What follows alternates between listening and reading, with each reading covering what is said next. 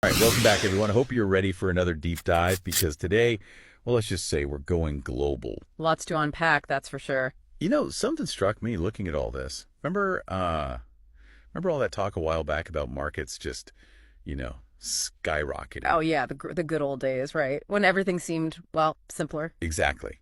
But this time, I'm not sensing that same vibe.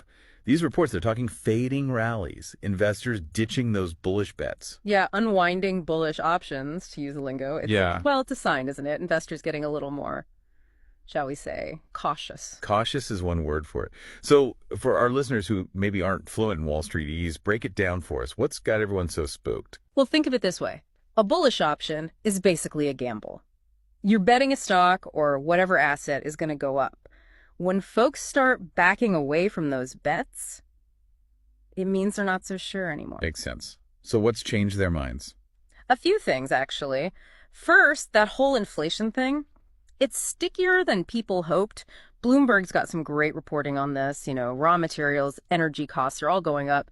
Businesses have to raise prices, and consumers, well, they feel it, and it makes them nervous. Uncertainty, the market's biggest enemy. Exactly.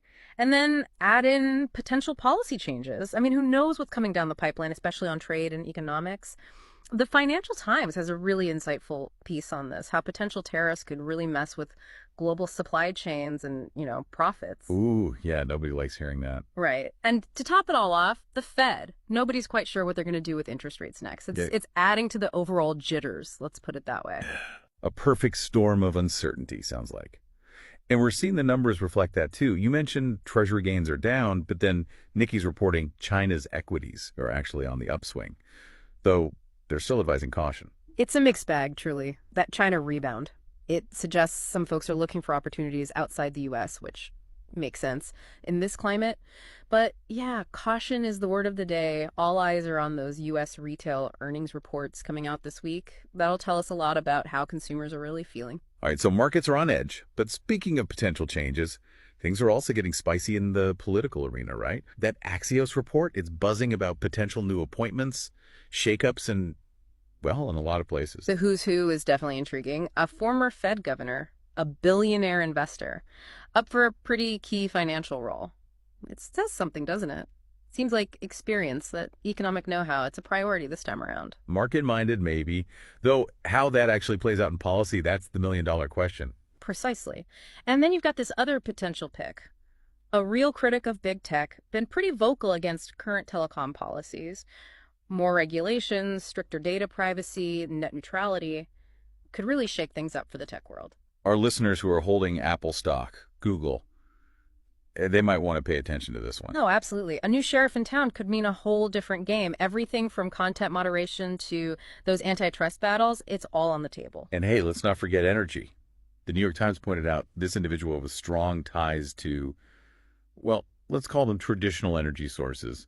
What kind of waves could that make? It definitely suggests a shift in thinking, right? Maybe emphasizing domestic production, maybe a bit slower on those renewable energy pushes, investment in clean tech, that could be affected, might even see a resurgence of oil and gas exploration, who knows? Again, if you're invested in that space, keep your ears perked. It's like one giant Rube Goldberg machine, isn't it?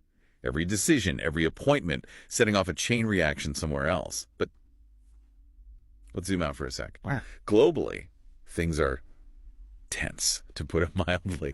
That New York Times piece on Ukraine and Russia talk about high stakes, and it even suggested, get this, growing acceptance of peace talks. The world's a chessboard, that's for sure. Ukraine, it's delicate. Both sides trying to flex their muscles.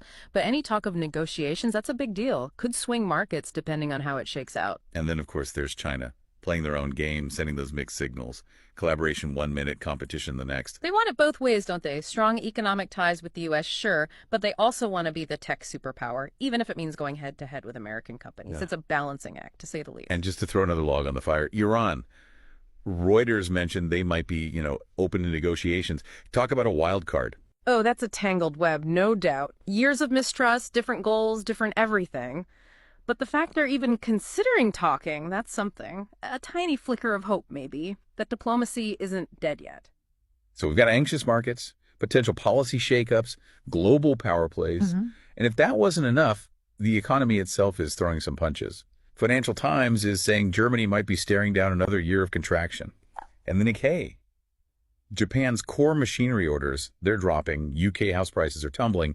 Not exactly painting a rosy picture. No, it's a bit concerning, to be honest. These economic indicators, they're like canaries in the coal mine. Global recovery, it's fragile. Lots of countries still reeling from, well, from everything that's happened. Political uncertainty doesn't help. Makes businesses and people hesitant to spend, hesitant to invest. It's a vicious cycle.